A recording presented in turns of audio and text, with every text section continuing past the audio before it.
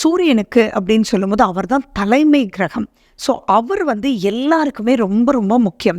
சூரியன் ஒருத்தருக்கு பலப்படுத்தணும், இப்படி வச்சுக்கலாம். பலப்படுத்தணும் அப்படின்றது சொல்லிட்டாங்க அப்படின்னா, ஃபர்ஸ்ட் அவங்க யோகாசனம், சூரிய நமஸ்காரம் வீட்லேயே யோகா கிளாஸ் போய் கற்றுக்கிட்டீங்க. ப்ளீஸ் நோட், யூடியூப்பை பார்த்து நானே பண்ணேன்றது வேண்டாம்.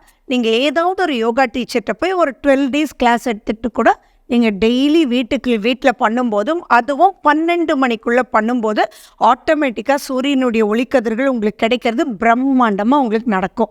சரி, இதில் நம்ம இந்தியா தான் பிளஸ்ட். ஏன்னா நம்ம சூரியனை பார்த்து தான் எழுந்திரிக்கிறோம், சூரியனை பார்த்து தான் படுக்கிறோம். பட் சில இடத்துல சூரியனே கண்ணுக்கு வரதில்லை. அப்படி இருக்கிறவங்களுக்கும் இதுலேருந்து வின் பண்ணணும். இன்னும் நிறைய கொஞ்சம் பண்ணலாம் அப்படின்னு எடுத்துக்கினா, சூரியனுக்கு வேண்டியது என்னது?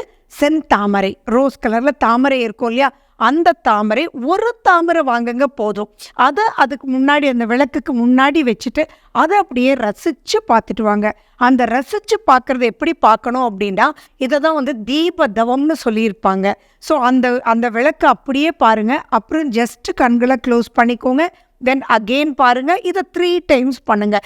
இது பண்ணும்போது யூ வில் ஃபீல் அவ்வளவு பிரம்மாண்டமான சக்தி சூரியனுடைய உள்ளே போகிறத நீங்கள் பார்ப்பீங்க.